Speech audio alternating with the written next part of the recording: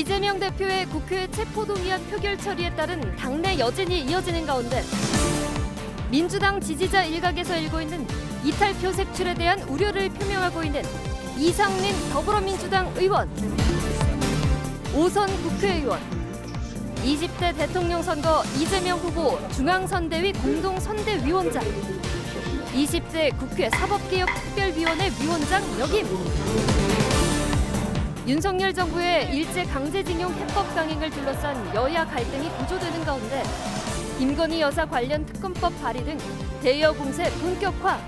안에서 골마 터지고 이견이 다르고 엄연히 시각차가 있다고 한다면 그를 좁히는 노력이 또 수렴하는 노력이 필요하겠죠.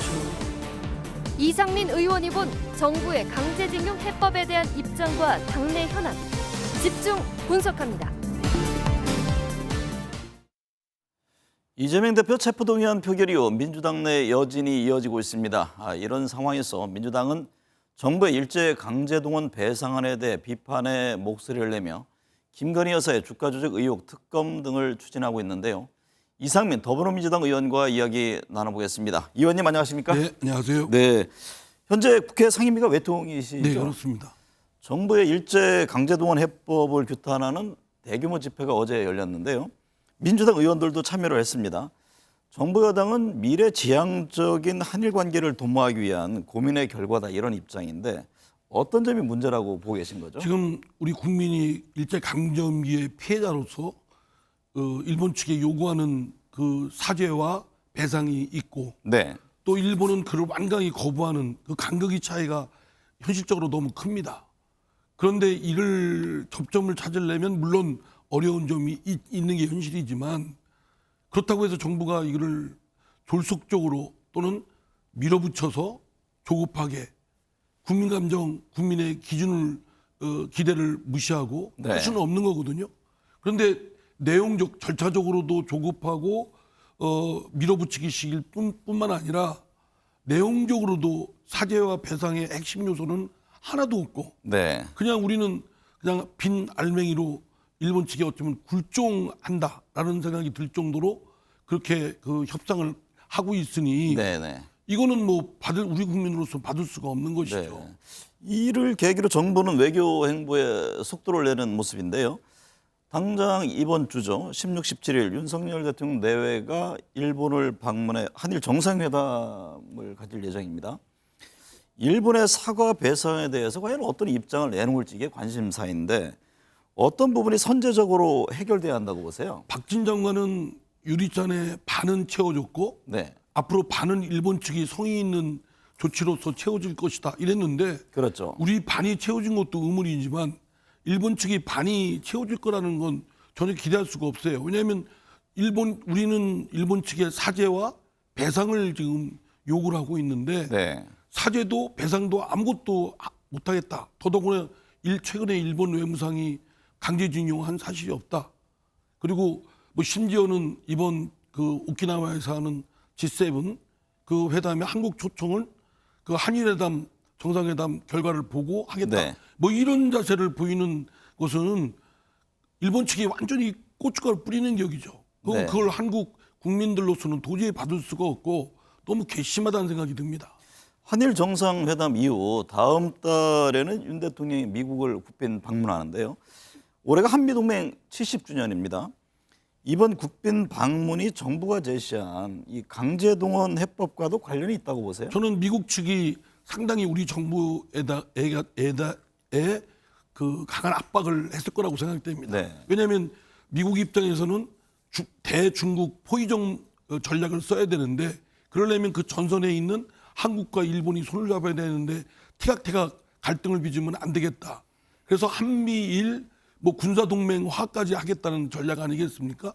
그런 입장에서는 이번 그 한국 측의 한국 정부의 일본에 대한 배상 문제 이 문제도 그렇게 졸속하게 타결하도록 압박을 가했을 것이 뻔하다. 네. 능히 짐작이 됩니다.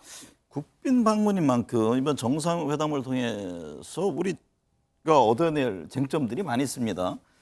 인플레이션 감축법이죠. IRA 관련해서 전기차 보조금 이게 문제가 됐었고 최근에는 또 반도체 관련해서 네. 여러 현안들이 있습니다. 해결해야 될 과제들이 많은데 어쨌든 미국이 주도하는 한미일이라는 어떤 전략적 외교안보 틀에 다가간 만큼 미국이 어떤 화답을 할까요? 저는 뭐 전혀 그러지 않을 것이라고 비관적으로 생각합니다. 네. 왜냐하면 IRA법도 말로는 뭐 그걸 개선하겠다, 뭘 하겠다 했지만 하나도 달라진 게 없고 오히려 바이든 대통령이 자신의 치적으로 지금 내세우고 있습니다. 네. 뿐만 아니라 반도체법도 지금 우리 삼성이나 뭐 SK 하이닉스 같은 경우가 중국에 그 반도체 투자를 하고 공장을 세우고 있지 않습니까? 네. 가동 중인데 그거 생산하지 말라는 거 아니겠습니까? 네. 그것까지 통제하고 더구나 그 영업 비밀의 그 제조 기술에 가까운 그런 어떤 핵심 기술 노하우를 우리 보고 제공하라고 미국 측이 아주 강요할 정도의 상황인데 이렇게 되면 미국은 한국과의 동맹 관계를 고려하는 게 아니라 완전히 자국 우선주의, 네. 자국의 이익만이 최고고 나머지 동맹 관계는 다 종속적인 수단이다 이렇게 생각하는데 매우 참 받아들이기 어려운 부분이라고 생각합니다. 네. 당내 상황 좀 살펴보겠습니다. 이재명 대표의 그 체포 동의안 표결 이후 당내 지금 여진이 이어지고 있는데요. 불신에서 이제 혁신을 주문하는 그런 목소리도 들리고요. 지금 오선 중진 의원이신데 향후 당내 화합에 대한 전망은 어떻게 보고 계세요? 이게 화합보다는 어떤 갈등이나 또는 뭐 대립 뭐 이런 것이 있어서 그렇다면 뭐 서로 만나서 툭 터놓고 얘기를 뭐 흉금을 터놓고 해결할 수도 있는데 문제는 여러 사안이 복잡하게 얽혀 있습니다. 우선 이재명 대표의 그 사법 리스크 문제가 뭐 금방 끝날 문제가 아니라 지속적으로 당에 그 어떤 검은 먹구름을 주고 있고 네. 반면 이재명 대표는 당내에 또 지난 전당대회에서 드러났듯이 80% 가까운 절대적 지지를 받은 또 당 대표이고 또 여러 생각들이 다르기 때문에 이런 부분에 대해서 쉽게 어떤 해법을 내놓기는 어렵습니다만 저는 이제 좀 다소 어려움이 있고 이재명 대표가 좀 억울한 부분이 있다 하더라도 이런 당의 어려움이 있을 때에는 선당우사 네. 우선 자신이 이 표적이 되고 있는 이 부분부터 당과 분리하는 좀 거리를 두는 조치가 필요하다고 생각됩니다. 네. 근데 한편에서 그렇다면 어떤 대안이 있겠느냐. 방금 말씀하셨듯이 그 부분에 대해서 지적하는 목소리도 있잖아요. 그것도 일리 있습니다. 네. 또나 이재명 대표가 당내에 뭐 지난 전당대회에서 드러났듯이 절대적 지지를 받고 있는 네. 또 그 인물이고 그 인물이 갑자기 뭐 이렇게 사태나 뭐 이런 등등 공백이 생겼을 경우에 대안 세력이 있느냐? 물론 뭐 난감하긴 합니다. 그러나 네. 저희 더불어민주당이 공당이고 더구나 또 민주정당으로서 어떤 사태가 발생했을 때 그 따르는 어떤 대안이 없다고 하는 건 네. 있을 수 없는 일이라고 생각됩니다. 네. 그건 그것대로 또 대응해서 지혜를 모으면 해결할 수 있다고 생각합니다. 민주당은 이 대표 또 야당 인사 관련 검찰 수사에 대해서 이거는 정치 탄압이다 이런 입장인데 지난번 이 대표에 대한 체포 동의안에 찬성표를 던진 의원들이 있습니다. 당내 의원들 중에 이 점은 어떻게 봐야 합니까? 저는 찬성표 던지고 뭐 반대표 던지고 그거는 국회법상 자신의 국회의원의 지위에서 그 소신에 따른 표결이니까 네. 그거에 대한 정치적 부담 책임을 안고 내린 결정은 본인이 뭐 선택할 수 있다고 생각합니다. 다만 좀 부끄럽고 이거는 저희 더불어민주당이 고쳐야 될 점은 색출 또는 배신 네. 이런 것들이 난무하고 또는 수박 깨기 뭐 이렇게 하면서 당내에 오히려 균열을 일으키고 또 몰아서 미리 지레 짐작해서 어느 특정 의원이 그걸 했을 것이다라고 해서 집중적으로 공격하는 그런 행태는 오히려 반민주적 행태이다라고 네. 생각됩니다. 이재명 대표가 경기도지사 재임 시절 초대 비서실장을 지낸 분이 숨졌습니다. 이 대표는 검찰의 압박 수사 때문이다. 이 검찰의 광기다. 죽음 앞에 정치 도구를 활용하는 현실이 안타깝다 이런 지적을 했는데요. 지금 사개특위위원장도 맡으신 바 있잖아요. 이 대표를 둘러싼 검찰 수사에 대해서는 어떻게 보고 계세요? 분명히 그 법리적으로 봐도 검찰의 그 별건 수사가 남발하고 있습니다. 네. 별건 수사는 원칙적으로 해서는 안 되는 일이거든요. 또는 수사 과정상의 적법 절차를 지켜야 되는데 그런 것들을 위반하는 행태들이 한두 개가 아닙니다. 더더구나 지난번 구속 청구에 할 때에 체포 동의안 제출하는 그 구속의 필요성에 도주 염려는 물론이고 증거 인멸의 사유로서 정모 의원이 교도소에 있는 김용, 정진상 씨를 만나서 한 대화를 가지고 네. 증거인멸의 염려가 있다고 이렇게 했거든요. 정말 옹색합니다. 그런 걸 볼 때는 검찰의 무리한 수사, 과도한 수사, 표적 수사 이런 것들이 마땅히 저는 책임을 물어야 되고 지나치다는 것은 분명한데 네. 그러나 그 사법적 의혹, 수사의 단서가 된 이재명 대표의 사법적 의혹 또한 그것 또한 그 진위를 밝혀야 될 부분인 건 틀림없습니다. 네. 그래서 그 부분은 이재명 대표 검찰의 수사가 과도하고 잘못되어 있는 부분이 있는 것도 있지만 그 단초를 제공한 그 이재명 대표의 사법적 의혹도 그 무고함을 밝혀야 되는 건 이재명 대표가 해야 될 몫이다. 저는 그렇게 생각합니다. 의원님은 대표적인 비명계 의원으로 분류가 되던데요. 당내 최대 의원 모임인 더 미래에서는 이 대표 사퇴가 아닌 당의 불신 해소와 혁신을 주문했더라고요. 당내에서는 지금 여당과 검찰의 공수에 한 목소리를 내야 한다. 박지원 전 원장은 그런 얘기를 했더라고요.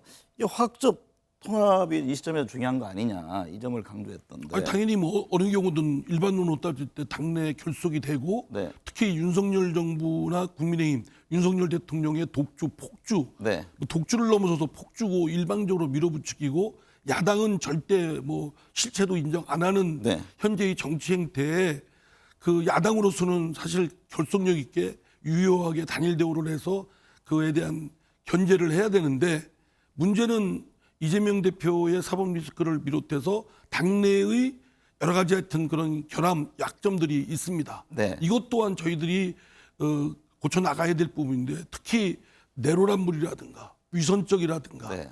또는 말이 앞뒤가 일치하지 않는다든가 또는 유능하지 않다든가 네. 이런 부분은 뼈아프게 자성하고 자기 객관화를 해서 빨리 그 업그레이드 해야 되는 노력이 있습니다. 그래야 민주당 마음에서 내를 우러나는- 말씀하시는 겁니까? 아니면 이재명 대표를 말씀하시는 건가요? 아니 저희 당 당내, 전체의 네. 역량이고요. 이재명 대표의 사법 리스크는 분명히 걸어내야 될 리스크이고 부담인 건 틀림없는데 네. 이 부분은 사실은 당에서 전력을 다해서 엄호하는 거는 자칫 방탄정당, 사당화 이런 그런 오물을 다 당이 뒤집었을 우려가 있기 때문에 저는 철저히 분리해서 이재명 대표가 이에 대한 대응을 해야 된다고. 네, 그래서 제가 질문 드리고자 했던 거는 이제 그런 의견도 있고 현 상황에 대해서 책임론을 얘기하는 분들도 분명히 있습니다. 뭐 사퇴 주장하는 분도 있고 저도 그랬고 그랬습니다. 그러니까 현재 그렇다면 분리대응이라는 방법론을 어떻게 풀어가야 됩니까? 어떤 대안을 말씀하신 거예요? 지금 이제 지금 사퇴를 해야 된다 당장 이런 보일 수 있는 건 입장이신가요? 저 개인적인 의견으로는 이재명 대표가 다소 억울하다 하더라도 그전 선배들이 그래왔듯이 당직이라는 게 뭐 영속적인 게 아니니까 네. 또 전유물도 아니니까 잠시 물러서 있다가 일단은 이재명 대표의 무고함을 밝히고 거기에 집중하고 그것이 밝혀진 다음에 다시 복귀하는 것이 맞지 않느냐 이런 의견을 제시하는데 그게 뭐 절대적인 의견으로 제시하는 게 아닙니다. 당내에서 여러 논의가 있고 논쟁이 좀 있어야 되겠죠. 네. 잠시라는 게 과연 가능할까요? 예를 들면 물러나게 되면 새로운 지도부 선출을 해야 되는 거잖아요. 뭐 어느 경우든 특정인에만 의존하는 정당은 있을 수 없다고 봅니다. 네. 뭐 일안이 안 되면 이안도 있고 삼안도 있고. 예. 네. 국민의힘 새 지도부가 선출됐습니다. 이재명 대표는 축하한다면서 협치의 메시지를 보냈고요. 국민의힘 김기현 신임 대표도 빠른 시일 안에 이 대표를 만나겠다고 했는데 여야 간의 이 협치의 정책이 이루어질까요? 저는 비관적으로 봅니다. 네. 왜냐하면 그 좀 죄송하지만 김기현 대표가 전적으로 윤석열 대통령 윤심의 작용에 의해서 된 거거든요. 또 이번에 그 최고위원회 구성도 윤심에 의해서 다 됐어요. 그러니까 일체 거기도 뭐 다른 의견이 개재할 수 없을 만큼 윤석열 대통령의 마음이 그대로 작용하는 그런 지도부인데 윤석열 대통령이 우선 강경기조로 지금 유지하고 있거든요. 특히 네. 야당의 당대표부조차도 만나지 않고 있는 이 상황이 아마 유사일에 처음일 겁니다. 네. 그 정도로 야당의 대표나 야당의 존재를 인정을 안 하고 있고 그냥 독주, 폭주를 하고 일삼고 있으니까 네. 그 양당의 협치가 과연 이루어질까라는 점은 그랬으면 좋겠는데 네. 비관적입니다. 민주당이 이달 임시국회에서 김건희 여사의 도이치모터스 주가 조작 사건, 또 곽상도 전 국민의힘 의원이 연루된 50억 클럽, 이른바 지금 쌍특검의 네. 속도를 내고 있는데요. 여야 강대치가 계속 이어질 것이다, 이런 관측들이 많습니다. 이게 내년 총선까지 이런 흐름으로 계속 갑니까? 지금 윤석열 대통령이 저렇게 강경기조로 하고 있고 밀어붙이기로 하고 있는 건 네. 또 야당 무시하기로 일관되어 있는 건 내년 총선을 겨냥하고 하고 있다고 생각됩니다. 네. 그래서 더불어민주당을 방탄 그리고 발목 잡기 이걸로 더 씌워가지고서 국민들한테 아주 심판의 대상이 되겠다 이렇게 몰아넣으려고 하고 있지만 저는 지금 윤석열 대통령의 리더십이 독주와 폭주고 또 반대파를 전혀 용납 안 하고 있고 네. 당내에서조차 멀쩡히 있는 이준석 당대표조차 내쫓았고 당원당규까지 했고 법원의 심판까지 가처분 결정을 받아서 그러지 말라는데도 불구하고 당원당규 바꿔서 막 눌러앉히고 그래서 결국 김기현 당대표 지도부를 구성을 했거든요. 네. 뭐 그런 기조가 여전히 야당 저희 더불어민주당에도 똑같이 유지될 것이다 그렇게 생각됩니다. 이제 민주당 향후 대응에 대해서 앞서 이제 분리 대응안, 또 쇄신, 혁신안 이런 것들이 분출된다는 말씀을 하셨는데 결국에는 내년 총선을 앞둔 공천권 때문 아니냐. 정책 해석을 그렇게 합니다. 지금 당내에 뭐 이런저런 말씀들이 있는 거는 네. 뭐 공천 문제까지 결부짓는 거는 저는 좀 과잉이다. 네. 그리고 너무 빠른 얘기고 있지도 않은 얘기고. 만약 있다면 뭐 박영선 전 장관 같은 경우가 공천권을 이재명 대표한테 내놓으라고 하는데 네. 대표직에 있는데 공천권을 내놓으라 말라 한다는 건 또 좀 이상하고 네. 저희는 이미 시스템 공천화돼 있습니다. 그러니까 그 이제 화답 차원인지 모르겠습니다만 공천 TF 안에 이른바 이제 비명계 인사들을 대거 포함시켰지 않습니까?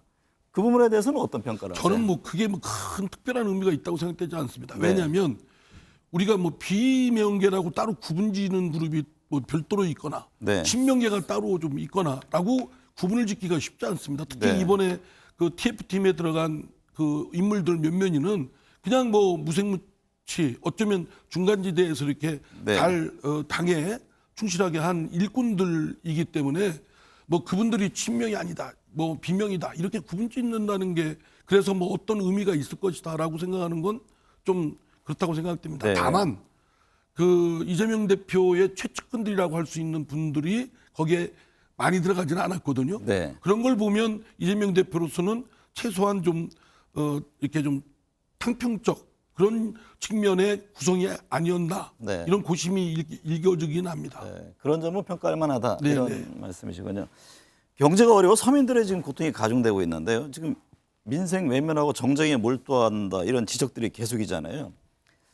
중진 의원으로서 지금 대화 타협이 사라진 정치 현실을 어떻게 보시고 또 이게 어디에서 가장 큰 책임이 어디에 있고 이게 해법은 무엇인지 좀 이 말씀을 권력을 듣고 싶습니다. 가지면 다 자기가 송두리째 모든 걸 할 수 있다고 생각하는 네. 오만에부터 비롯됩니다. 대선에서 이겼으니까 대통령이 되면 다 국정을 모두 다 휘둘릴 수 있다고 생각하는 윤석열 대통령이나 국민의힘 그리고 의회의 169석을 갖고 있는 민주당이 법을 만들고 우리가 다수의 힘으로서 밀어붙이면 다 할 수 있다는 이 네. 오만함 이것이 부딪혀서 생기는 것이고 제가 다녀보면 더불어민주당하고 국민의힘 두 당 없어졌으면 좋겠다는 얘기까지 듣습니다. 이 점은 두 당에 있는 구성원들이 아주 뼈저리게 들어야 될 거라고 생각되고요. 네. 그 오만함에서부터 벗어나는 길이 국민에 대한 도리이고 또 자신들이 정치적 생명, 가치를 유지할 수 있는 길이라고 생각합니다. 여당의 새 지도부가 꾸려졌습니다. 한미, 한일 정상회담도 예정돼 있는데요. 대화의 계기는 마련된 셈인데요. 여야 민생을 위한 협치 전국으로의 변화된 모습을 볼 수 있을지 기대해 봅니다. 오늘 함께해 주셔서 감사합니다. 네, 감사합니다.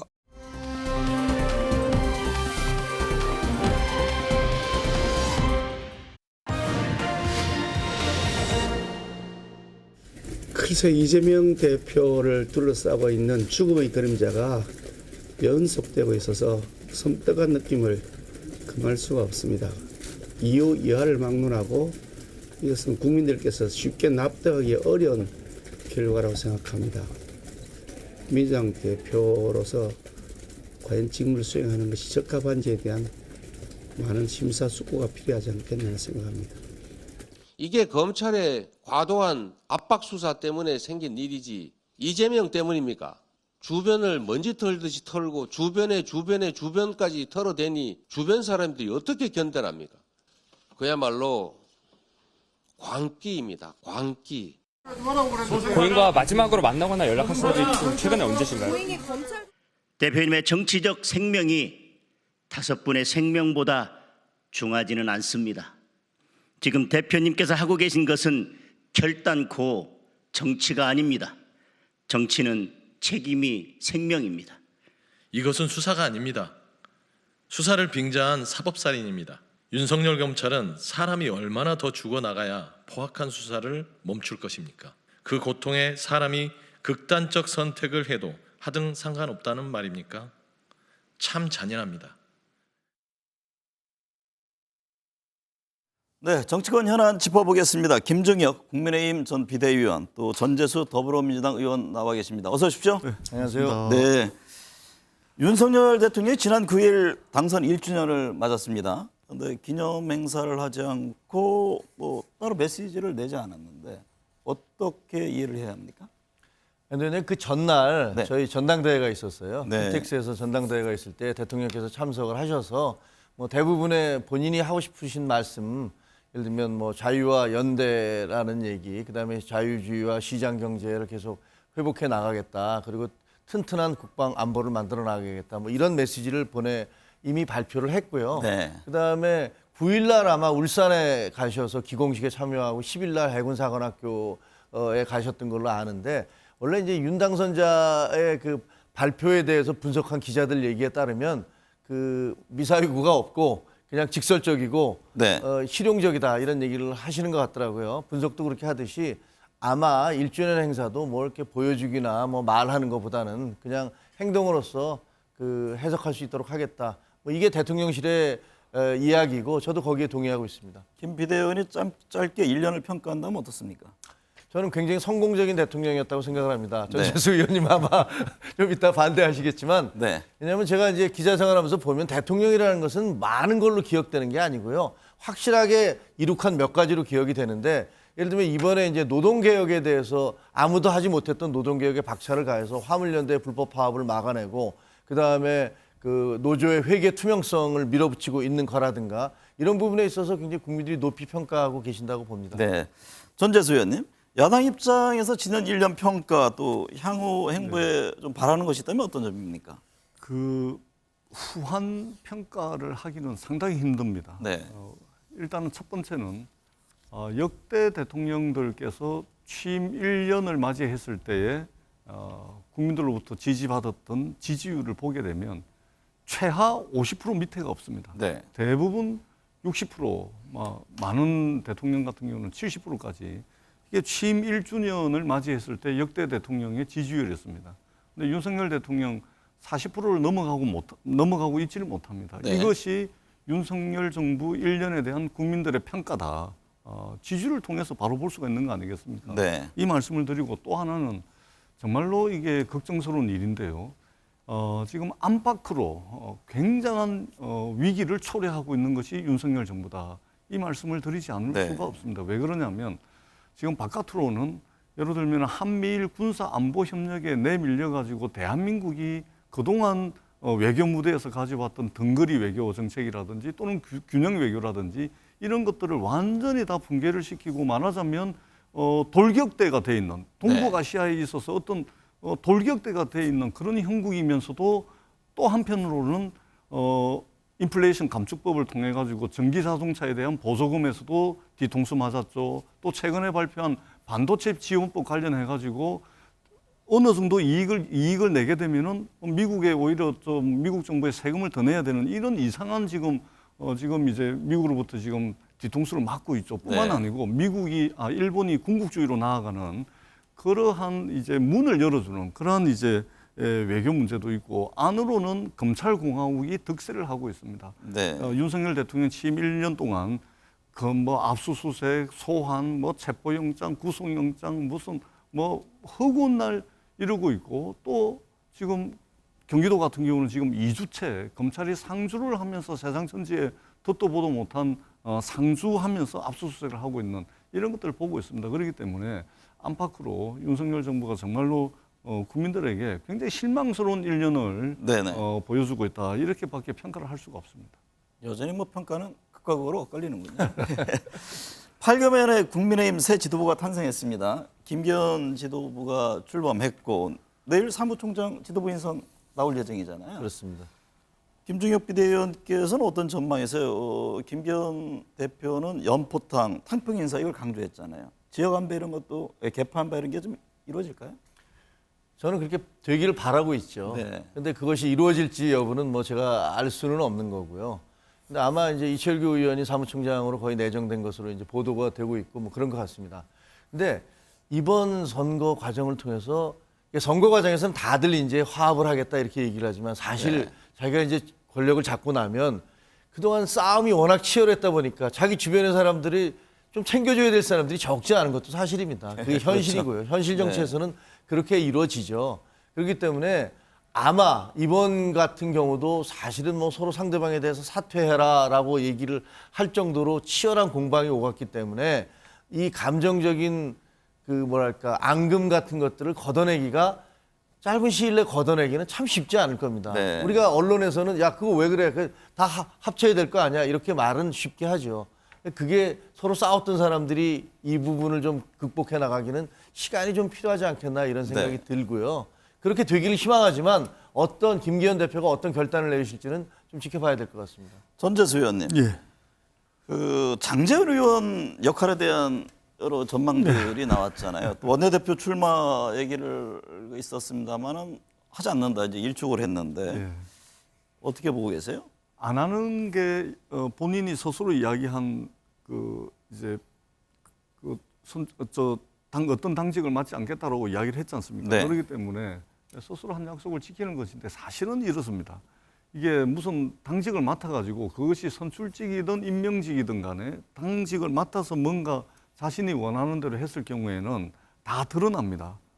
그리고 그것에 대해서는 늘 비판이 따를 수밖에 없는 것이죠. 그래서 제가 볼 때는 아마 장제원 의원이 윤석열 대통령의 뜻을 받아가지고 당을 거의 아마 다 할 겁니다. 다. 네. 그러려면 맞지 않는 것이 그리고 맞지 않고 뒤에서 물밑에서 조율하고 물밑에서 조정하는 그런 역할을 하는 것이 아마 자기 하고 싶은 대로 다 할 수 있는 그런 걸 겁니다. 그렇기 때문에 나서서 하지 않고 물밑에서 사실상 다 할 거다. 그렇게 보는 것이 그 여의도의 대체적인 시각인 것 같습니다. 네.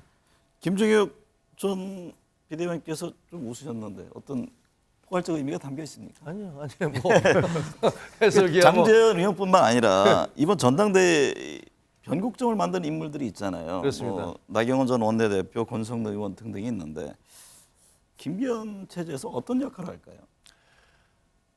저는 뭐 그분들이 이렇게 직접적으로 나서서 뭘 하지는 않을 것 같은 느낌이 네. 들어요. 왜냐하면 나경원 전 의원 같은 경우는 김기현 대표와 아주 치열하게 경쟁했던 분이잖아요. 그렇죠. 그리고 또 권성동 그 의원 같은 경우는 장제원 의원과 뭐 이른바 윤핵관이라는 그러니까 대통령과 가까운 핵심 인물이긴 한데 또 지금은 이제 약간 좀 서로 이렇게 서먹서먹해진 것도 사실이란 말이에요. 네. 그렇기 때문에 그런 관계에서 지난 상대방이 전당대회 때 들어가서 적극적인 입장을 내지는 않았죠.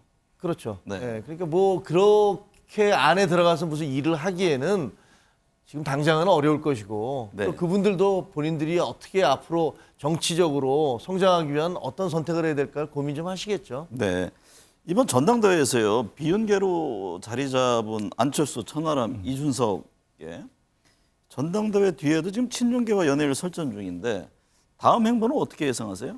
그러니까 이분들이 아마 국민의힘 내에서 어떤 정치적 행위를 하기가 아마 쉽지가 않을 겁니다. 네. 이분들이 처해 있는 정치적 입장이라는 것이 굉장히 아이러니컬합니다. 윤석열 정부가 국민들로부터 높은 지지를 받게 되면 이분들은 오히려 당내에서 역할이 완전히 줄어들고 네. 또 윤석열 정부의 위기가 오게 되면 오히려 이분들이 각광을 받고 이분들이 정치권에서 호명이 될 가능성들이 굉장히 많기 때문에 상당히 좀 아이러니컬한 그런 정치적 입장과 처지에 처해 있는 것으로 저희들이 보는 것이 맞겠죠. 네. 앞으로 아마 이분들은 김기현 체제 내에서는 아마 국민의힘에서 정치적으로 축출하려고 하는 그런 과정들이 좀 이루어지지 않을까. 왜냐하면 이전에 유승민 대표라든지 나경원 의원이라든지 저희들이 쭉 봐왔거든요. 네. 그런 측면에서 볼 때 생각이 다르거나 정치적 입장과 정치적 처지가 다르면 용납되지 않는, 그렇기 때문에 아마 당내에서 여러 가지 좀 어떤 뭐 이게 좀 쳐내려고 하는 이런 움직임들이 있지 않을까, 그렇게 생각을 합니다.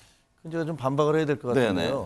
안철수 대표 같은 경우는 거의 뭐 25%에 가까운 4분의 1에 가까운 그 당원들의 지지를 받았어요. 네. 그러니까 들어온 지 얼마 되지 않고, 그런데 그걸 어떻게 축출을 해낸다는 말씀인지 제가 알 수가 없는데, 지금 현재 민주당에서 벌어지고 있는 비명계와 친명계 사이의 갈등에 비해 본다면 저희는 그냥 공식적인 선거 과정을 통해서 공식적인 선거 운동을 벌인 거란 말이에요. 네. 그래서 지금 저 연포탕, 그러니까 다 연대하고 포용하겠다, 탕평하겠다라는 김기현 대표가 되신 다음에 그 얘기를 계속 하고 계시고, 그리고 이제 손을 내밀려는 그런 작업을 계속 하실 거라고 봐요. 그래서 이분들이 적어도 안철수 대표나 뭐 천하람 후보나 이런 분들이 그 이 당내에서 완전히 축출의 대상이 될 것이다라는 그 전망은 저는 전혀 동의할 수가 없다. 네. 이런 말씀을 드립니다. 제가 짧게 한 말씀만 네. 드리겠습니다. 저희가 근거 없이 느닷없이 드리는 말씀이 아니고, 이준석 당대표 어떻게 했습니까?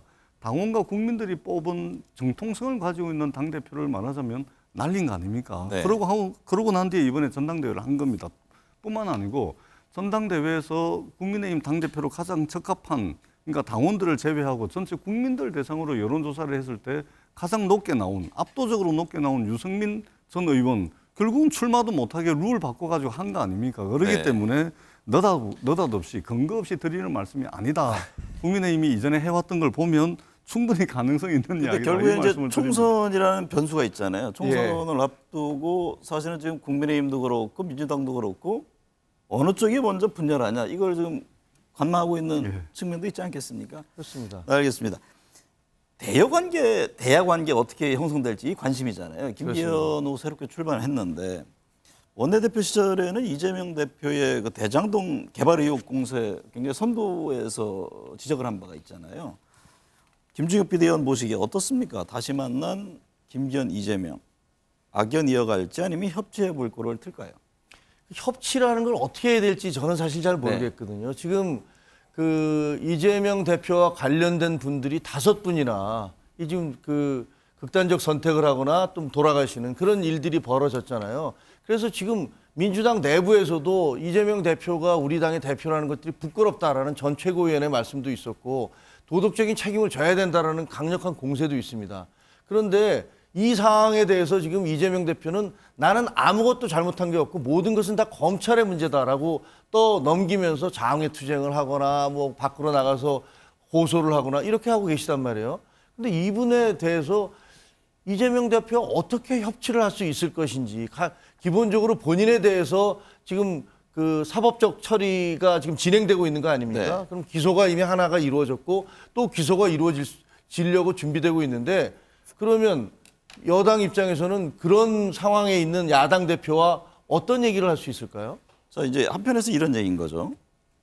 사법적인 절차는 그쪽에 맡기고, 예를 들면 어쨌든 지금 제1야당 민주당의 대표인데 뭐 민생을 위한 법안이라든가 여러 가지 서로 여야가 협치해서 국회에서 논의해야 될 부분이 많이 있는데, 이 부분에 대해서 과연 어떤 입장을 취할 것이냐, 이 점에 대한 질문인 거죠. 아니, 국회에서 논의하는 건 얼마든지 할 수 있는 거 네. 아닙니까? 예를 들면 방탄국회를 할 뿐만이 아니라 장외투쟁을 하시겠다고 나갔었잖아요. 엄동설안에 업무 보고 대회를 한다면서. 네. 그러면서 명분은 민생이었단 말입니다. 아니, 민생은 여당도 얘기하고 있고 야당도 얘기하고 있습니다. 그게 이재명 대표를 만나지 않는다고 그래서 민생 법안에 대해서 국회에서 협의할 수 없다는 것도 어불성설이죠. 네. 원내대표들도 계시잖아요. 네. 그럼 얼마든지 민생 법안에 대해서 서로 합의하고 논의할 수 있는 거지, 꼭 이재명 대표를 만나서 대화를 해야지만 협상을 할 수 있다라는 것들도 좀 이해하기는 어렵습니다. 네.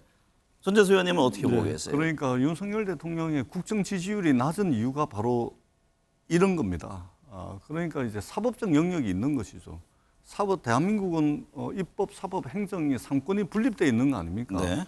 지금 대통령이 야당 대표를 중범죄자로 규정을 하고, 그래 놓으니까 검찰은 중범죄자 만들 때까지 탈탈 털고 있는 겁니다. 나올 때까지 털고 있는 것이죠. 그러다 보니까 여의도 정치가 완전히 실종이 되는 것이죠. 우리가 민주주의를 해야 되는 이유는 사람마다 제각각 생각이 다릅니다.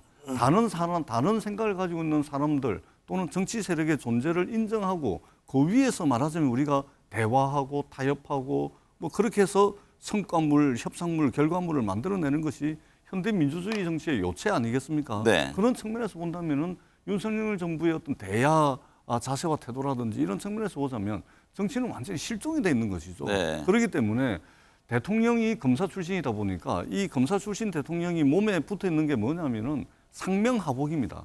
오로지 명령하는 것에만 익숙하고 명령을 내리면 따라서 움직여야지 거기에 대화라든지 타협이라든지 그렇게 해서 머리를 맞대가지고 좀 부족하지만 한 발짝 나가는 국민들이 원하는 그런 것들은 전혀 몸에 붙어 있지 않는 겁니다. 그러다 네. 보니까 오로지 상명하복, 명령하고 지시하고 그냥 따르지 않으면 그냥 내쳐버리는 이런 정치가 지금 윤석열 정부 1년 동안 횡행하고 있는 겁니다. 지난 30년 전으로 대한민국 정치가 후퇴했다라는 네. 평가를 윤석열 정부 대통령실이 좀 한 번쯤은 성찰해보는 그런 취임 1주년이 됐으면 하는 그런 바람을 가지고 있습니다. 어쨌든 신임 대표 된 이후에 김기현, 이재명 대표 간에 서로 뭐 축하의 덕담도 나누고 그랬으니까 한번 상황을 좀 봐야 될 필요가 있어 보이네요.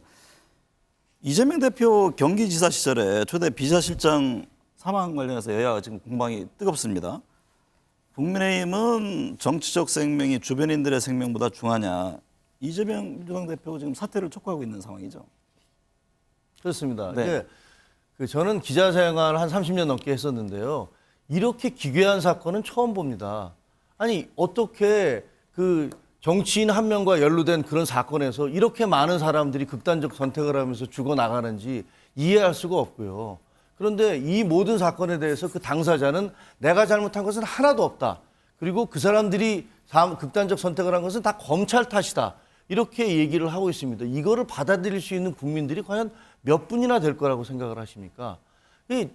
도저히 이해할 수 없는 일인데 이것을 놓고 자기 지지자들을 동원해서 자기에게 반대하는 사람들에 대해서 극단적으로 테러에 가까운 어떤 문자 폭탄을 날리거나 축출을 하겠다고 당원 당규를 바꾸거나 이런 일들이 지금 민주정당이라는 민주당에서 이루어지고 있는 거거든요. 그러면서 정부에는 계속 왜 협치 안 하냐, 타협 안 하냐 이렇게 주장하고 계십니다. 네. 받아들일 수 없는 거고요. 제일 먼저 결단을 내려야 될 사람은 제가 보기에는 이재명 대표십니다. 네. 본인이 얘기했던 대로 체포 동의안 그거 폐지해야 된다고 얘기하셨으니까 폐지하시고 판사님 앞에 가서 과연 내가 무엇이 잘못되지 않았습니다. 저는 죄가 없습니다. 라는 부분들을 그걸 말씀을 하셔야죠. 그 검사가 영장 발부하는 거 아니지 않습니까? 네. 이 문제도 극명하게 엇갈립니다. 전재수 의원님. 지금 민주당은 현 정권이 이 대표 제거하기 위한 강압수사 탓이다. 그래서 극단적 선택이 잇따르고 있다. 이런 입장인 거죠. 일단 저는 개인적으로 이게 안타까운 죽음 아니겠습니까? 네.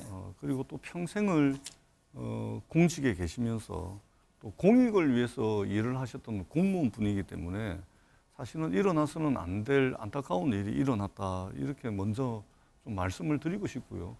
그리고 이러한 일어나서는 안 되는 안타까운 죽음을 어떤 정치적으로 공격을 한다든지 또는 정치적 방어를 하는데 이 정치적 논쟁거리의 소재가 된다는 것에 대해서 저는 반대합니다. 다만 지금 현재 야당과 전 정부에 대해서 검사 출신인 윤석열 대통령께서 지금 검사, 검찰 수사관 또 실무자들까지 포함을 하면 여러 수백 명의 수사 인력을 동원을 해가지고 말하자면 본인과 부인, 장모, 주변에 대해서는 전혀 압수수색이라든지 수사가 진척이 되고 있지 않고 반대편에 대해서만 정치적 경쟁자에 대해서만 수사가 집중되고 있는 이 부분에 대해서는 과연 어떻게 설명할 것인지 이 부분에 대한 문제는 없는지 한 번쯤 둘러봐야 된다. 이 말씀을 꼭 드리고 싶습니다. 김종혁 비대위원님, 내년 총선과 또 각 당 자체 움직임이 있잖아요. 앞서도 얘기를 했습니다. 이른바 국민의힘에서는 비윤, 민주당에서는 비명계, 좀 비주류로 분리되는 그 의원들이 과연 어떤 움직임을 펼 것이냐. 한편에서는 총선을 앞둔 합종 연행, 정계 개편, 분열 이런 시나리오도 얘기를 하던데 어떤 전망을 하고 계세요? 저는 그럴 가능성이 있다면 근데 그 아마 그 시발점은 민주당에서부터 이루어질 것이다. 민주당이 생각을 먼저, 합니다. 저희 당에서 있는 비윤이나 친윤의 갈등이라는 거는 그냥 반대편 민주당이나 그 언론에서 제기하는 것이긴 하지만 그것이 무슨 당을 깨고 나갈 정도의 그런 갈등 관계는 아니라고 생각을 합니다. 그리고 네. 그럴 힘도 없다고 보고요. 네. 하지만 민주당에서 지금 벌어지고 있는 이재명 대표냐 이재명 대표가 아니냐를 둘러싸고 벌어지고 있는 이 갈등은 굉장히 본질적이고 근원적인 것이라고 생각이 되어지기 때문에 네. 아마 공천, 지금 이제 공천 TF팀 꾸렸더라고요. 그 공천 TF팀이 구체화되는 과정에서 굉장히 심각한 갈등과 파동이 벌어질 것이다. 그리고 그것을 계기로 해서 당이 어떤 형태로 분열할지는 예측 불허다. 이렇게 보고 있습니다. 말씀하신 공천 TF는 11명 중에 9명이 비명계다 이런 보도가 나왔던데요. 전 의원님, 예. 민주당이 먼저 분열할 것이다 이런 진단인데 신당 창당, 뭐 총선을 앞둔 새로운 정계 개편에 대해서 어떻게 보세요? 예. 저는 지금 이제 여야 사이가 굉장히 경색돼 있습니다. 그리고 강대강으로 정말로 이게 전선이 확 그어져 가지고 강대강 대치를 하고 있기 때문에 이런 형국에서는 제3당, 의미 있는 제3당의 출연은 사실상 불가능하죠. 왜 그러냐면 강대강으로 대치하면 할수록 양대 거대 정당의 어떤 끌어당기는 힘, 이것이 강력할 수밖에 없거든요. 그렇기 때문에 여야를 막론하고 물론 총선이 이제 1년 앞으로 다가오면 올수록 여의도 정치권이 굉장히 활성화되긴 할 텐데 그럼에도 불구하고 여야 각기 끌어당기는 힘이 워낙 강하기 때문에 어떤 의미 있는 제3세력의 정치 세력의 출현은 상당히 어렵지 않을까 이렇게 네. 생각을 합니다. 김종혁 전 비대위원님, 민주당이 김건희 여사 관련 특검법을 발의했습니다. 민주당은 특검만이 해법이다 이런 주장인데 국민의힘은 어떤 입장이죠? 터무니없는 주장이다라고 생각을 하고 네. 있죠. 왜냐하면 김건희 여사에 대해서는 이미 문재인 정부 때 시작돼서 물론 이재명 대표에 대한 수사도 다 문재인 정부 때 시작된 겁니다. 그 문재인 정부에 가장 가까운 검사들이 2년 동안 열심히 수사를 했는데 기소를 못하지 않았습니까? 그리고 지금 나온 보도를 보면 김건희 여사를 불러서 이것을 뭐 기소를 하든지 마무리 짓자라는 주장들을 검사들이 했지만 위에서 야 그냥 놔둬라. 그래서 이것을 그냥 계속 질질 끌도록 이렇게 했다는 보도까지 나오고 있습니다. 그러다가 이제 갑자기 특검을 하자. 계속 이것도 특검 얘기가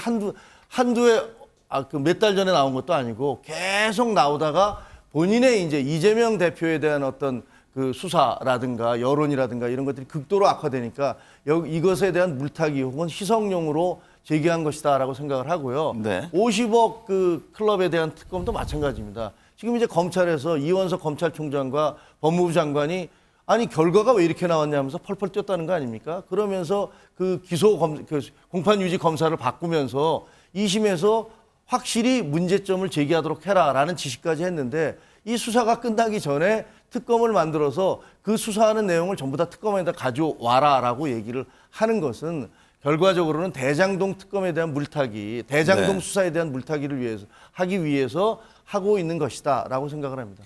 전재수 의원님, 민주당은 이달에 이 특검 법안에 대해서 좀 전력하겠다 이런 입장이잖아요. 예. 그러니까 지금 정의당하고 지금 협상 중이고요. 조금 이견은 있어 보이던데요. 그러니까 이제 특검을 이제 추천하는 권한의 문제라든지 물론 이제 아마 그 그 야당 내에서 머리를 맞대 가지고 특별검사를 추천하게 될 텐데 이 문제라든지 또 수사 대상과 수사 범위에 대한 뭐 이견이 있습니다. 그런데 네. 큰 줄기는 잡혀 있기 때문에 아마 3월 안에 국회에서 김건희 특검은 통과될 걸로 그렇게 봅니다. 저희들이 백발양보해 가지고 있지 않습니까? 대통령 자리를 놓고서 정치적으로 경쟁을 했는데 승자에 대해서는 단 한 번의 소환 조사도 없고 패자에 대해서는 즉 정치적 경쟁자에 대해서는 검사, 검찰 수사관 여러 수백 명을 동원을 해서 300군데가 넘는 압수수색을 하면서 김건희 여사 같은 경우는 대통령 선거 과정 당시에 허위 이력, 허위 경력, 이력 경력 부풀리기에 대해서 이것도 죄라면 죄다라고 자백한 죄입니다. 네. 자백한 죄에 대해서도 불송치 무혐의 결정을 내리고 있으면서 이것을 보는 우리 국민들이 제가 했으면 수사를 해야 되겠죠. 제 값을 받아야 되겠죠. 야당에 대해서는 차고 넘치게 하고 있기 때문에 적어도 법 앞에 만인이 평등하게 하다라고 국민들이 생각을 하려면 윤석열 대통령과 부인 장모에 대해서 저는 검찰이 수사를 해야 된다. 네. 이렇게 생각을 합니다. 끝으로요. 정부가 발표한 일제 강제동원 해법 문제 살펴보겠습니다. 어제 정부안에 대해 반대하는 집회가 있었는데 민주당 이재명 대표 의원들 참여했습니다. 예.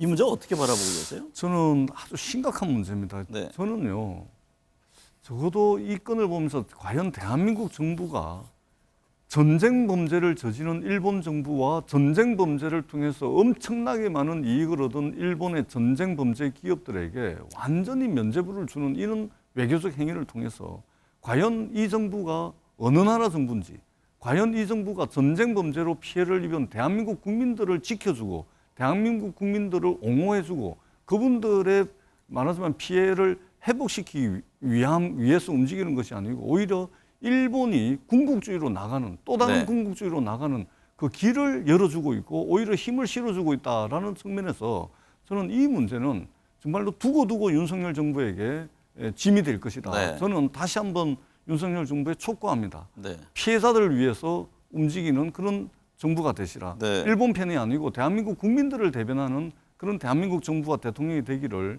간절하게 바란다라는 말씀을 드리도록 하겠습니다. 국민의힘은 지난 4년간 뭐 했느냐, 이게 반정부 집회에 참석해야 됐느냐 이런 지적을 했잖아요. 이번 주에 또 한일 정상회담도 예정돼 있는데 이 문제는 어떻게 풀릴 것으로 보세요?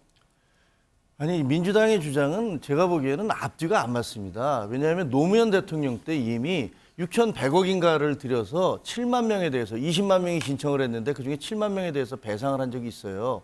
그 이유는 그 근거는 뭐냐면 우리가 일본으로부터 1965년에 한일협정을 하면서 거기서 돈을 받아왔기 때문에 그게 원래는 징용자들에 대한 배상금이 포함되어 있었는데 그것을 경제개발로 썼기 때문에 거기에 대해서 우리가 이렇게 잘 살게 됐으니까 돌려드리겠다면서 노무현 대통령이 그렇게 한 적이 있었고 그에 앞서서 1차적으로는 박정희 대통령도 작은 액수지만 그 징용에 나갔던 분들에게 배상을 한 사실이 있었거든요. 네. 그런데 지금 이제 정부에서 윤석열 정부에서 배상을 하겠다는 부분에 대해서 왜 일본으로부터 받지 않고 우리 정부가 배상을 하려고 하느냐라는 부분을 물고 늘어지는 것은 앞뒤가 안 맞는다고 생각을 하고요. 그 다음에 한일 관계 2018년에 그 판결이 내려졌어요.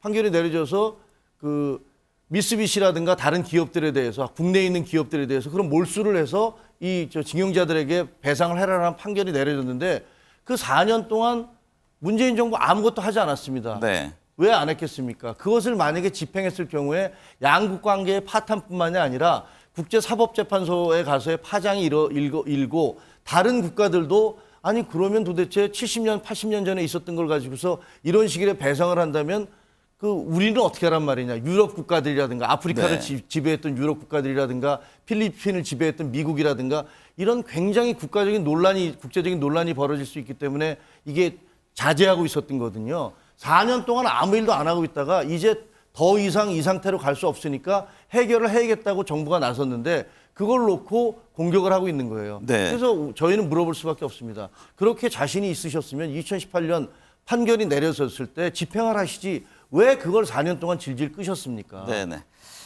한일 정상회담에서 과연 어떤 일본의 전향적인 입장이 나올지 한번 지켜봐야겠습니다. 오늘 두 분 말씀 감사합니다. 네, 고맙습니다.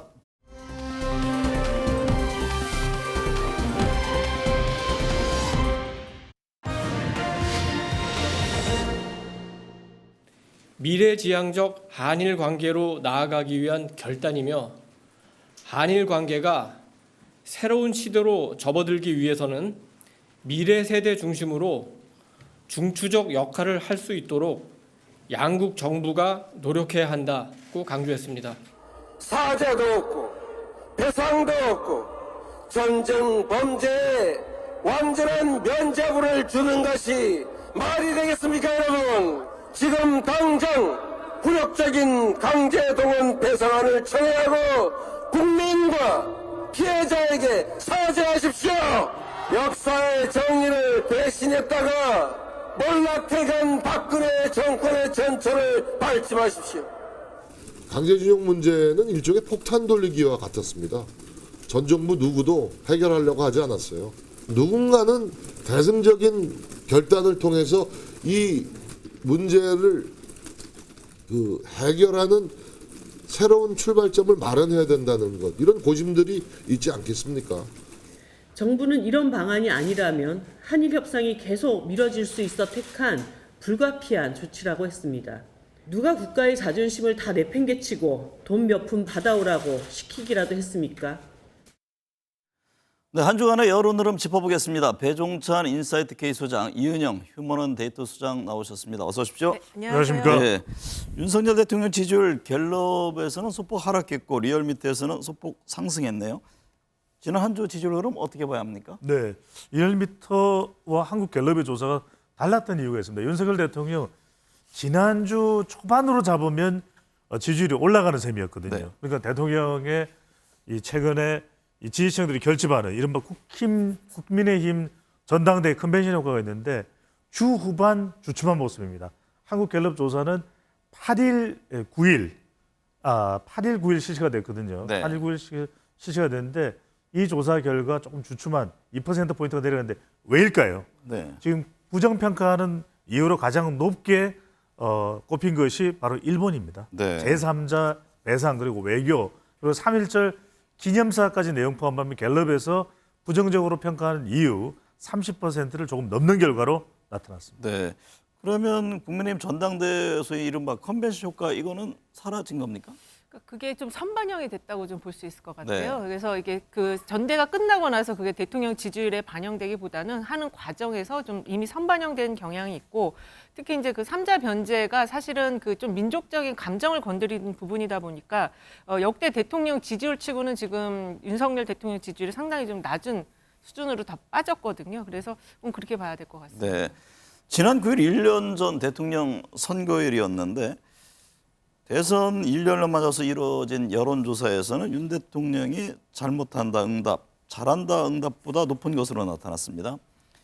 대통령 국정 운영에 긍정적인 영향을 주는 현안 또 부정적인 영향을 주는 현안은 어떤 겁니까? 긍정적인 것은 이제 윤석열 대통령 지지층들이 진영 간 대결 구도에서 이제 결집한 것으로 봐야 되겠죠. 네. 그래서 보수 지난 대선에서 윤석열 후보, 윤석열 대통령에게 투표했던 지지층들이 결집한 것이고 최근 들어서는 이제 윤석열 대통령의 단호한 대응, 이른바 노동 관련해서 개혁 이슈 또 이 노조에 대한 단호한 대응 이것이 이제 보수층들이 결집하는 이유라면 좀 폭넓게 우리가 지난 1년간을 되돌아보면 대통령의 부정평가의 가장 큰 이유는 역시 인사와 소통이었습니다. 네. 그러니까 인사 관련해서 내부 충돌을 하거나 또 인사와 관련해서 또 뭔가 검증의 문제가 발생하거나 네. 이럴 때 이제 윤석열 대통령의 지지율이 삐그덕대는 그런 모습이 있었고 또 소통입니다. 결과적으로는 얼마만큼이나 국민과의 소통도 중요하겠지만 이 야당과의 소통 부분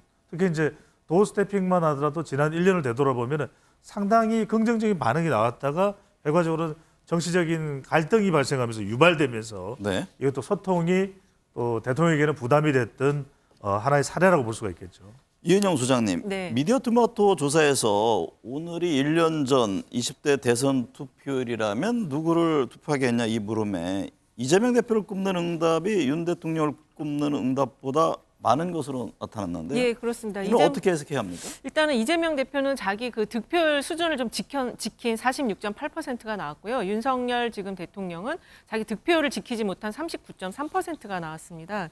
그래서 이게 지금 그 대통령이 아까도 말씀하신 것처럼 이제 부정평가 이유가 지금 한 달 이상 노조에 대한 게 그 긍정평가 이유로 나오고 있는데 네. 그 1주년 그 여론조사 그 1주년 기념 여론조사 결과를 보면 특별히 잘한 게 없다가 40% 나온 조사도 있었어요. 그래서 대통령께서 지금 하시는 어떤 전국 운영 방향에 대해서 노조 탄압만 가지고 긍정평가하기에는 뭔가 사람들이 원인을 좀 찾지 못하고 있는 그래서 뭐 강력한 대응 이런 정도의 이미지적인 측면만 긍정적인 이유로 찾고 있는 면 때문에 대통령의 지지율이 이렇게 낮은 것이 아닌가 이렇게 생각이 듭니다. 배 소장님, 네. 글로벌 리서치 조사를 보니까 당시 윤 대통령, 윤석열 후보 투표층 가운데 21.7%가 또 이재명 후보 투표 중 26.6%가 지금은 하지 않는다. 네. 이렇게 응답을 했던데 윤 대통령과 이 대표의 지지층들이 지지를 철회한 원인은 어디에 있을까요? 뭐 가장 큰 이유가 결국 중도층이 어느 한쪽으로 가지 않는다. 방금 전에 이제 미디어 토마토 조사에서는 이재명 대표를 지난 대선으로 거슬러 가면 더 많이 선택한다고 했겠지만 또 그것도 다분히 이제 윤석열 대통령이 최근에 중도층이나 또 부정평가가 높은 것도 영향을 줬다고 볼 수 있지 않겠습니까? 네. 그렇다면 이재명 대표나 윤석열 대통령 모두에 대한 국민들의 호감이 별로 없다. 그런 이유는 결과적으로는 소통을 좀 잘했으면 좋을 텐데 정치적으로 반대쪽 유권자들도 또 한편으로는 통합도 필요한데 여야 간의 통합을 해야 되는데 또 한편으로는 너무 진영 논리만 나와서도 안 되는데 그 부분이 윤석열 대통령도 잘 해소가 안 되고 있고 이재명 대표도 계속해서 이 수사 부담이 누적되고 있고 이런 부분들은 국민들이 볼 때는 어느 쪽을 선택하는 기회가 다시 오더라도 선택하고 싶지 않은 그런 상황까지라고 봐야 되겠죠. 네. 이은영 소장님, 네. 윤석열 정부가 일제 강점기 강제동원 피해자 배상 해법으로 이제 3자 변제 이 방식을 내놓았잖아요. 네. 지금 뭐 시민사회단체 반발 또 정치권 이게 충돌로 이어지고 있는데 이게 전체 여론 흐름은 어떻게 나옵니까? 이게 지금 이제 조사 그 기간마다 조금씩 숫자가 다르긴 하지만 그래도 그 3자 변제에 대해서 부정적으로 평가하는 여론이 굉장히 지금 높은 수준입니다. 그리고 그 갤럽 조사 그 이제 8일 이후에 된 조사를 보면은 그 갤럽은 거의 7대3 비중으로 지금 나오고 있어요. 그래서 지금 전체 프레임이 이제 국익이라는 측면, 그래서 미래지향적인 어떤 관계로 뭔가는 어쨌든 변화가 있어야 된다라는 흐름, 정부 여당의 그런 국익 중심의 관점과 그다음에 어떤 그 이 유권자들의 시민들의 그 국익보다는 어떤 민족의 감정 이런 측면이 대립을 하고 있는데 어쨌든 이 민족적인 감정 부분이 훨씬 더 지금 높은 수준으로 여론 지형을 덮고 있다 이렇게 좀 볼 수 있을 것 같습니다. 네. 배 소장님, 네. 일본 태도에 변화가 없다면 서둘러 한일 관계를 개선할 필요가 없다. 이 응답이 64%를 차지했는데요. 그렇습니다. 일본의 태도가 중요해 보입니다. 이번 예.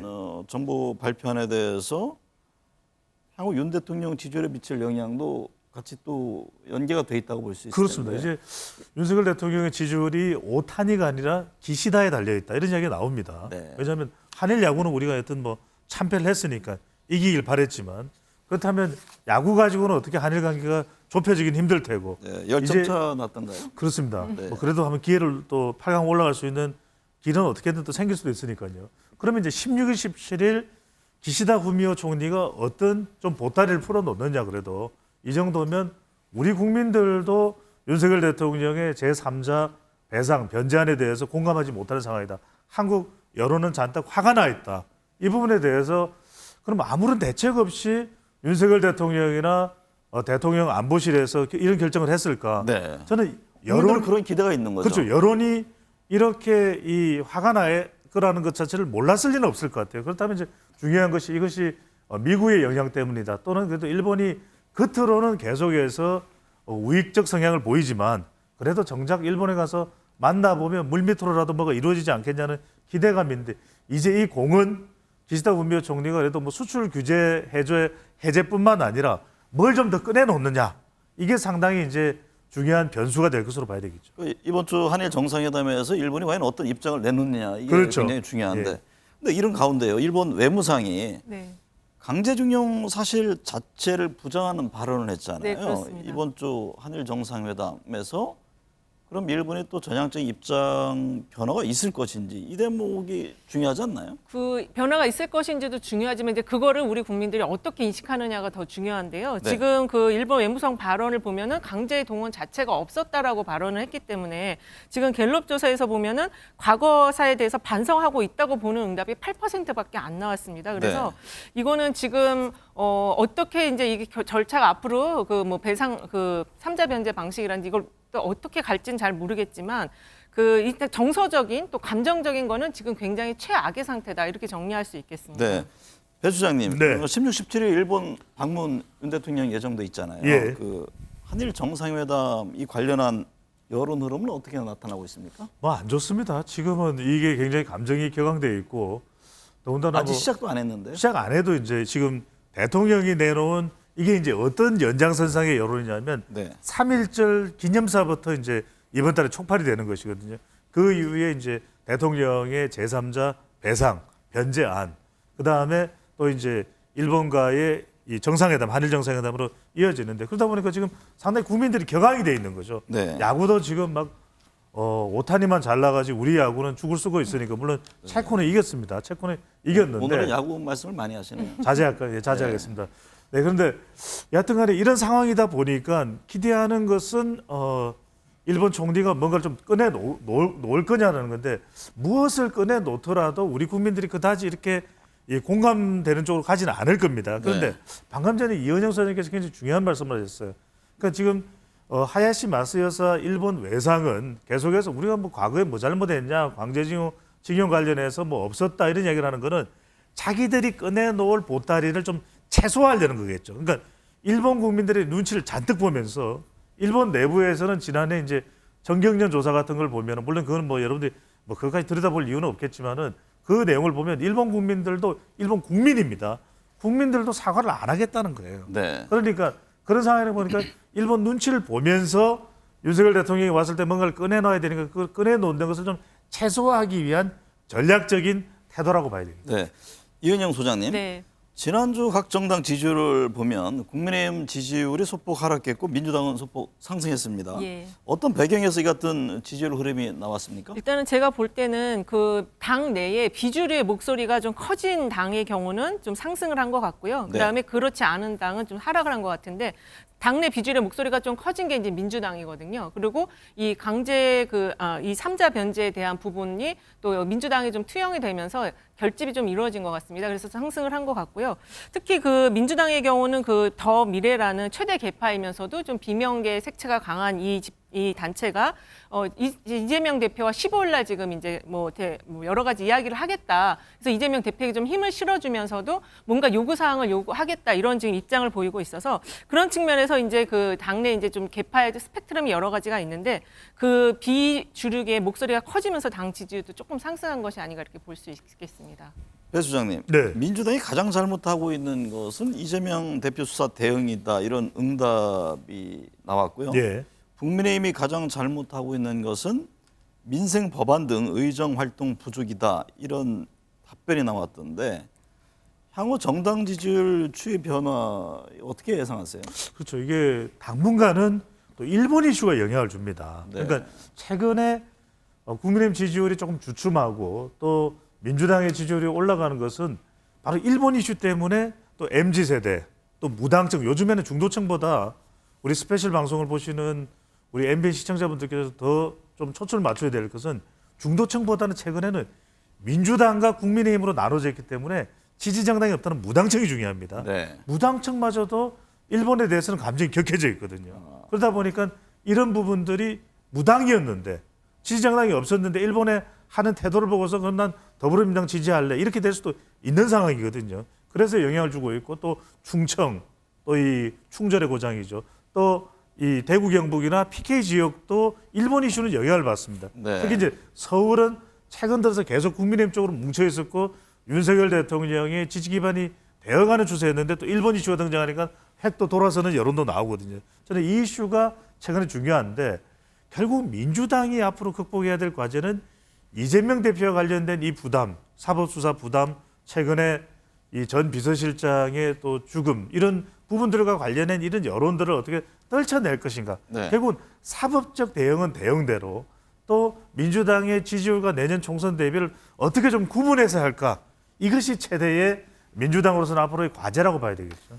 말씀을 들어보면 일본 관련 이 배상 문제 이게 향후 지지율 전체 흐름의 하나의 변곡점이 될 수 있다. 이렇게 보시는 그렇습니다. 건가요? 그럴 수밖에 없는 게 지금 이게 굉장히 시기적으로도 연장되는 것이 지금 3월 기념사부터 촉발됐던 것이 이제 이번 주에 다가오는 이번 주에 이 한일 정상회담 그다음에 4월 달에 윤석열 대통령이 미국 국빈 방문해서 IRA법, 인플레이션 리덕션 액트, 이 인플레이션 감축 법안이나 이 중국에 대한 투자 자체를 갖다가 못하게 하는 금지하는 이 이른바 가드레일 조항, 독소 조항 이런 게 어떻게 해결되냐? 해결되면 그래도 미국의 영향으로 이 일본에 대해서 제3자 배상이 나왔는데 좀 설득이 되네 이런 반응일 텐데 그럼 또 5월 달에 G7 정상회의 히로시마 회의가 있습니다. 이때 이제 한미일 정상회담이 만약에 있다면 그때 반응이 돼. 그 다음까지 5월까지 해결이 안 되는데 국민 여론은 화가 나는데 8월로 넘어가 버리면 네. 8월에 뭐가 있습니까? 광복절이죠. 8.15가 있습니다. 네. 그럼 이게 또 여론이 또 달라지는 분기점이 될 수가 있기 때문에 이 한일 이슈가 당분간은 지배적인 이슈가 된다고 봐야 되겠죠. 짧게 덧붙이면 네. 지금 8월까지 이제 이게 일정이 쫙 있는데요. 그 사이에 일단은 피해자들이 이걸 배상을 받지 않겠다라고 했을 때의 법적인 어떤 문제점, 그 다음에 그 아까 8.15 광복절뿐만 아니라 그 시기에 후쿠시마 오염수 방류건이 또 있습니다. 요거는 상당히 그 민생에 또 직결이 되는 그런 문제이기 때문에 지금 우리나라는 3면이 바다기 때문에 그 후쿠시마 오염수 방류건을 어떻게 처리할지도 굉장히 중요한 포인트가 될 것 같습니다. 네. 내년 총선에서 야당 후보를 뽑겠다는 응답이 여당 후보를 뽑겠다는 응답보다 오차 범위 내에서 앞섰습니다. 네. 뭐 총선까지는 1년 남짓 아직 많은 시간이 있는데요. 향후 어떤 변수가 있을 것으로 예상하시나요? 일단은 지금 이제 지금 대통령 지지율이 워낙 낮다 보니까 여당보다는 야당을 뽑겠다라는 게 더 많을 것이다라고 생각을 하는데 최근 나온 저 차기 총선에 대한 지지율을 보면은 여야가 거의 엇비슷한 수준으로 거의 나오거든요. 뭐 차이가 거의 없습니다. 네. 오차범위 이내의 차이인데 이제 그 이유가 지금 정치가 지금 사법화되어 있기 때문에 그 국민들이 이 정치를 보고 싶어하지 않습니다. 지금 지지층도 뉴스를 안 본다라는 얘기를 많이 하시고 무당파에 계신 분들도 뉴스를 안 본다 이런 얘기를 많이 하시거든요. 하지만 저런 속에서도 이 중도층의 흐름을 보면은 여당을 뽑겠다가 32, 그다음에 야당을 뽑겠다가 44로 야당이 조금 더 많습니다. 그래서 향후에 이 야당이 이 전국을 풀어나가는 데 있어서 이 투쟁의 시위를 어떻게 가져갈 건지, 그리고 일단 가장 중요한 거는 정부 여당이 이 정치의 사법화를 언제까지 가져갈 건지, 이게 가장 중요할 것 같습니다. 이 무당이 주는 의미는 적지 않습니다. 왜냐하면은 이게 이제 일종의 선거의 구도를 물어보는 질문이거든요. 네. 그런데 내년 총선에서 대체적인 선거의 구도의 성격은 이럴 겁니다. 대통령의 임기 중반이기 때문에 임기 중반에 있는 선거는 대체적으로 심판과 평가의 성격이 강하거든요. 네. 그렇다면 야당이 유리할 수 있는데 왜 그런데 야당이 훨씬 더 유리한 이 구도의 결과가 질문에 대한 답변 결과가 안 나오느냐. 이건 다분히 저는 이재명 대표에 대한 부담이 있다고 봅니다. 네. 아니, 이것을 얼마나 해소하느냐가 내년 총선 결과와도 직결이 돼 있다. 이렇게 네. 봐야 되겠죠. 국민의힘 전당대회 끝났습니다. 김기현 대표가 됐고 최고위원회는 김재원, 김병민, 조수진, 태영호, 장해찬 다 친윤계죠.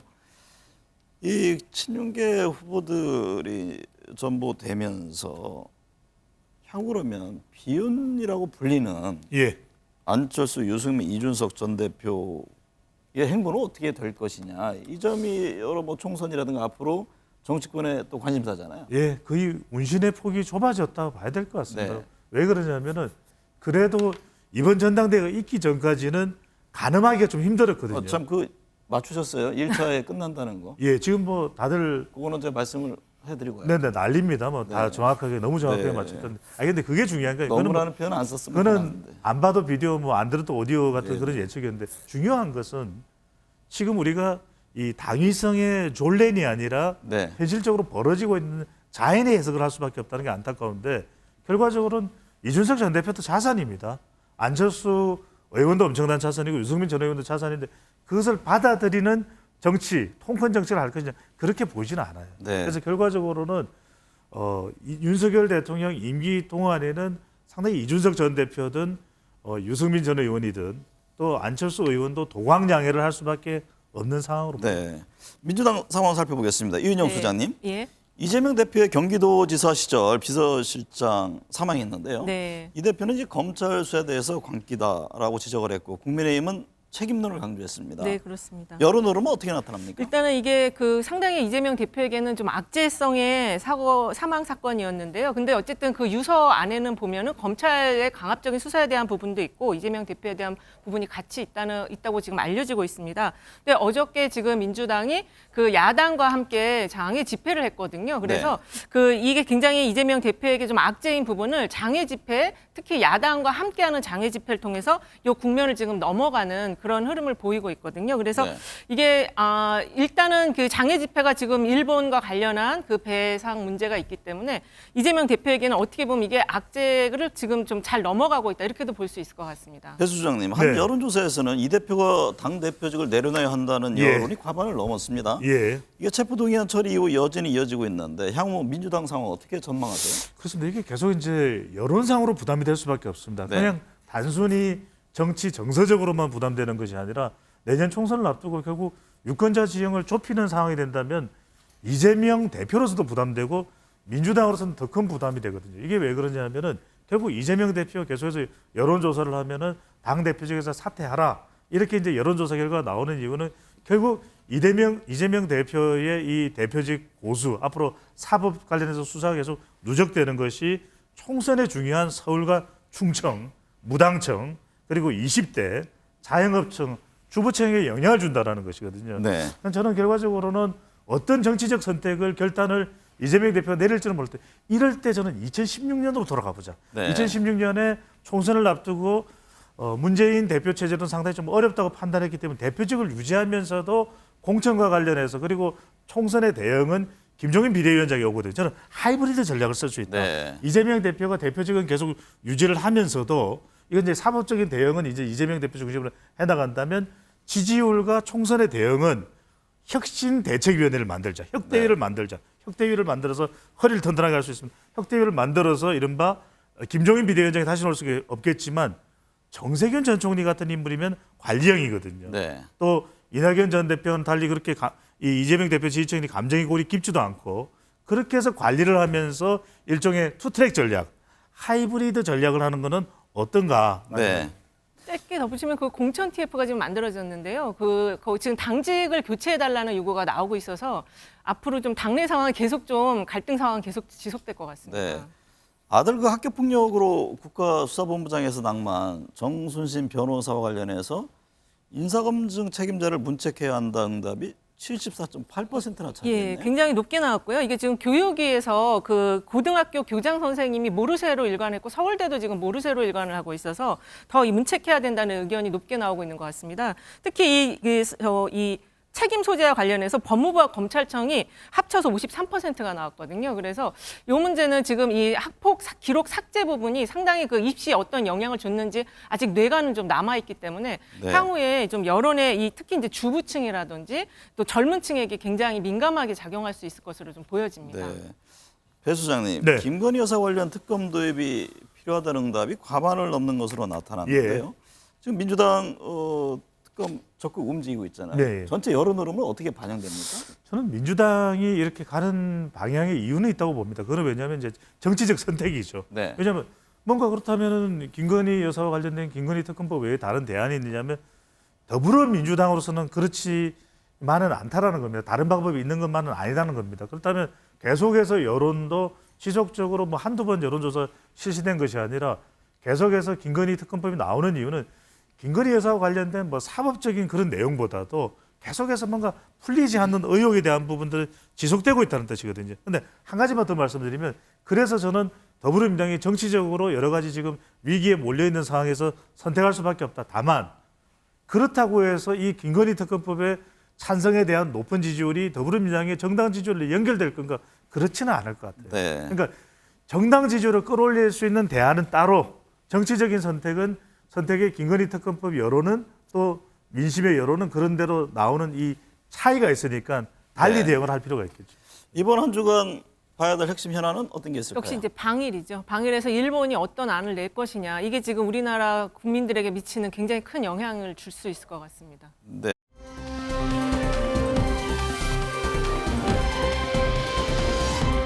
요즘 주무부 천하 해당 장관의 역할에 대해 다시금 생각하게 합니다. 농림부 장관은 양국관리법 개정안에 반대하고 있고 노동부 장관은 주 60시간 근로시간 개편에 적극적입니다. 환경부는 설악산 케이블카 설치에 사실상 허가 결정을 했습니다. 부처 이기주의와 경직된 행정은 마땅히 개선돼야 합니다. 하지만 대안 제시를 통한 현안 해결에 대해 침묵하다가 충분한 토론과 설득, 나아가 해당 부처에서 결이 다른 입장을 내야 할 사안마저 일사불란하게 움직이는 데 대한 우려의 목소리가 나옵니다. 누구나 국민을 얘기합니다만 그 국민이 어떤 이들의 초점을 맞춘 것인지에 대한 관점의 차이는 커 보입니다. 시청해주신 여러분 감사합니다.